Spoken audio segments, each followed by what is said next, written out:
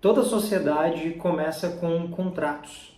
Essa é uma frase que eu utilizei recentemente numa apresentação e isso chama muita atenção dos empreendedores porque quando a gente fala em sociedade entre sócios, entre cofundadores, é natural que as pessoas se preocupem muito com o aspecto de afinidade, de harmonia entre os sócios, de alinhamento de interesses, mas a verdade é que do ponto de vista jurídico e no final das contas do ponto de vista prático também, sociedades se resumem a contratos.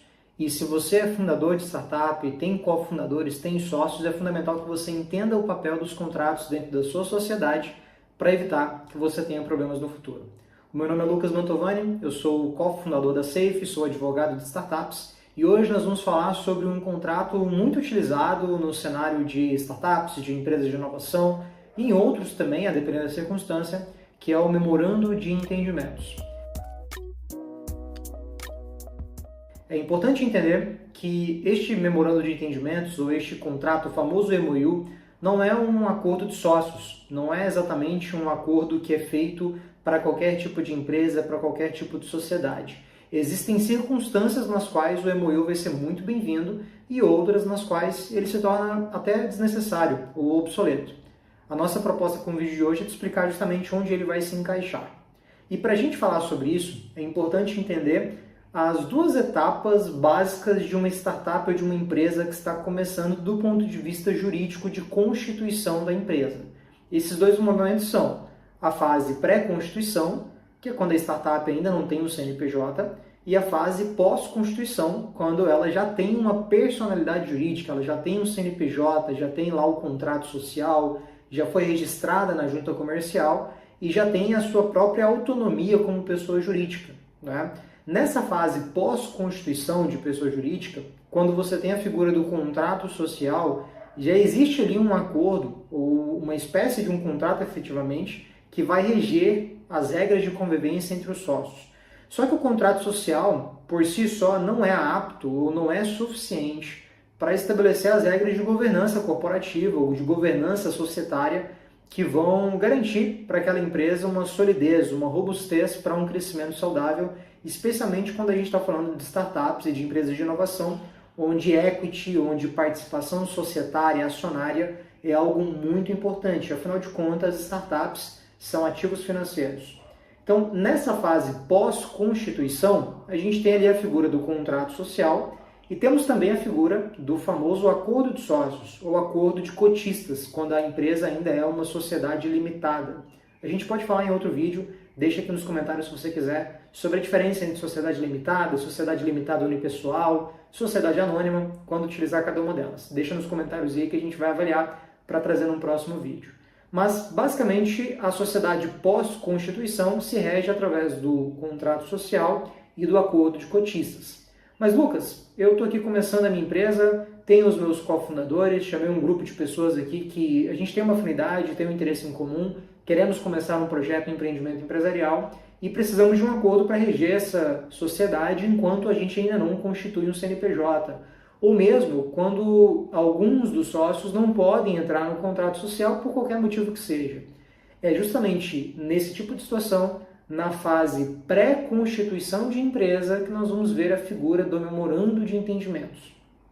Basicamente, o memorando de entendimentos ele vai reger ali as regras iniciais de convivência entre os cofundadores da empresa. Então aqui, vale lembrar, estamos falando do memorando de entendimentos pré-constituição.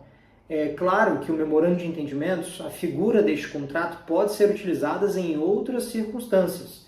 Pode ser utilizada num acordo operacional, num acordo entre empresas, até mesmo em questões que nem dizem respeito a um negócio em si. Mas a figura do contrato que estamos trazendo aqui é a utilização do memorando de entendimentos para fins societários, para fins de ajuste entre sócios, entre cofundadores. Então, para entender o papel do memorando, onde ele vai entrar, quando é que você vai utilizar um memorando ao invés de usar um acordo de sócios, é justamente essa regrinha, né? Se você está na fase pré-constituição da empresa, não é interessante falar de acordo de sócios, porque afinal de contas não existem sócios constituídos efetivamente. Você tem sócios, você tem cofundadores, você tem uma sociedade de fato, mas como não é uma sociedade constituída formalmente, não se fala em acordo de sócios, a gente vai falar aqui de memorando de entendimentos.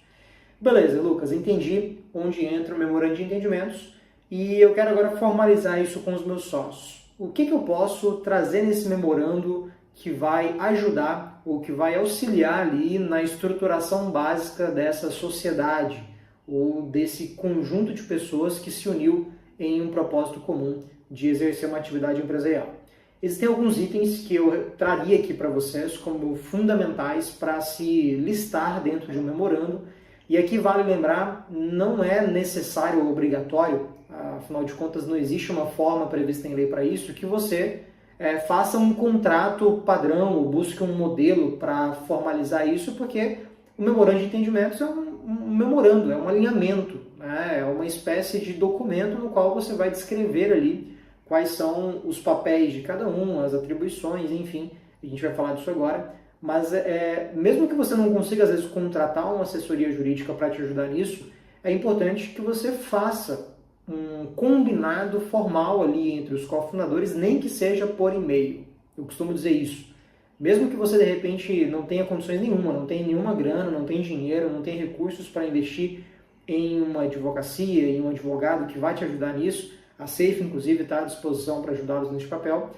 É importante que você formalize minimamente por e-mail esses ajustes prévios. E quais são esses ajustes, né? O primeiro deles é o objeto do projeto. Eu vou chamar de projeto aqui porque não há ainda uma empresa constituída, mas imagina o projeto como tudo que vocês estão idealizando para a empresa.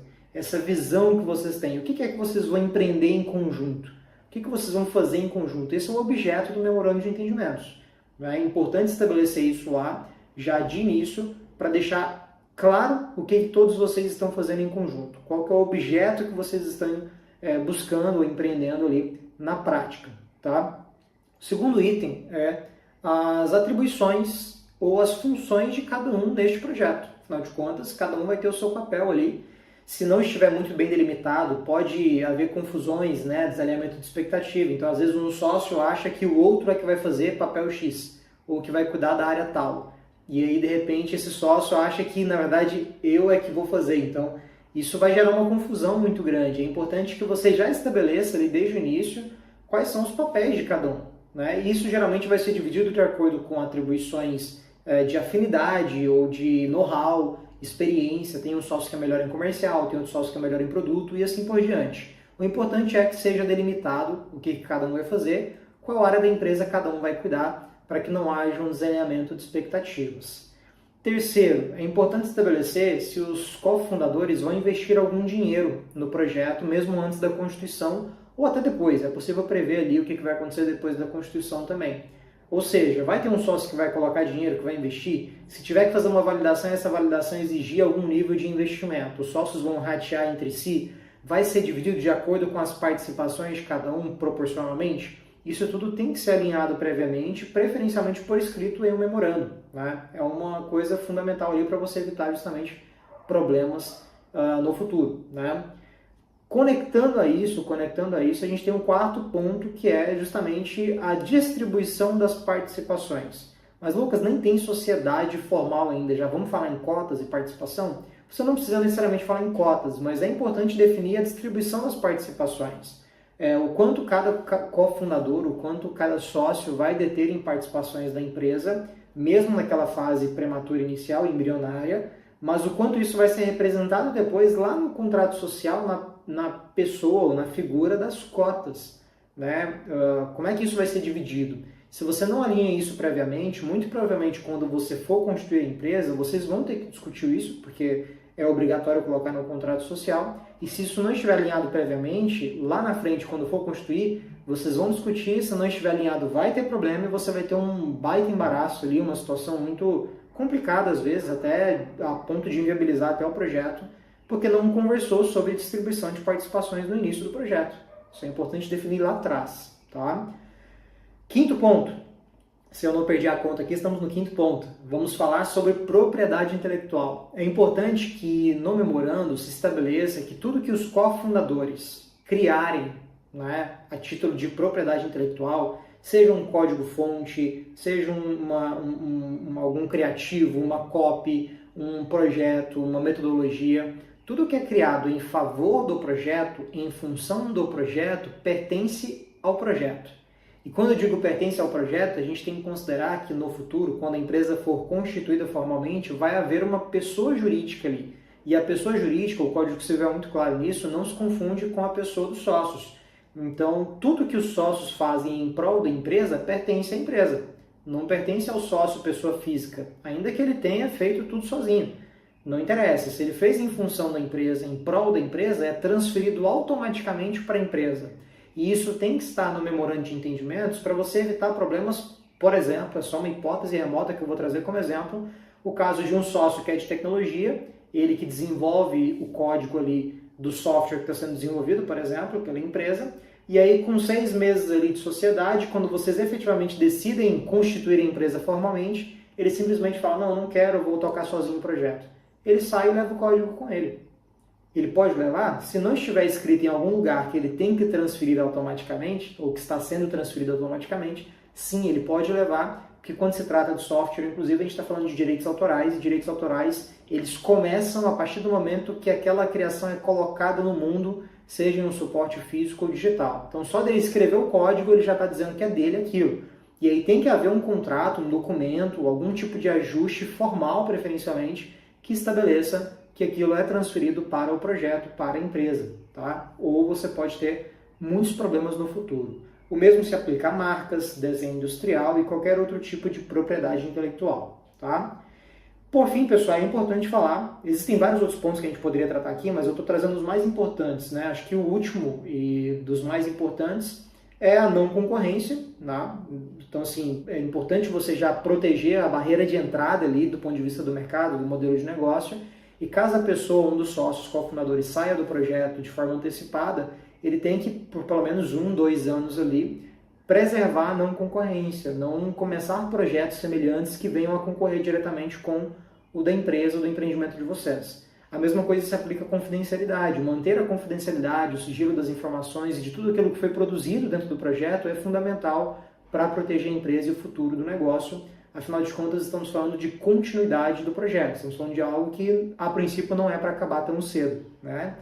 E vamos falar de um bônus aqui, né? Então, falamos de 6 itens fundamentais. Vamos falar de um bônus, de um 7º item, que não estava na lista, mas que é fundamental você cuidar, que é justamente o aspecto da rescisão. Ou seja, e se um sócio quiser sair? E se você, de repente, quiser sair? Quais são as regras que serão aplicadas? Se houver investimento em dinheiro ao longo daquele processo, o que vai ser feito com esse dinheiro? Alguém vai ter que devolver? A quem pertence? Vai ser, afinal de contas, não tem uma empresa constituída, então não tem cotas ainda. Não existe liquidação de haveres, né? Não existe um processo formal. Isso tem que estar estabelecido previamente e a nossa recomendação, já dando uma orientação geral para você que vai fazer o seu memorando aí, é importante que você defina que quem sai antecipadamente, antes da constituição da empresa, na nossa concepção aqui de assessoria jurídica, não tem direito a nada. Afinal de contas, estamos falando de risco empresarial. Quando a pessoa entra num projeto, entra num empreendimento, ela assume o risco e faz parte, caso ela queira sair, ela vai ter que abrir mão do que ela fez ali e assumir os investimentos, de repente os custos que ela teve com aquilo, afinal de contas, é um empreendimento, faz parte. Tá? Assumir riscos envolve perdas também.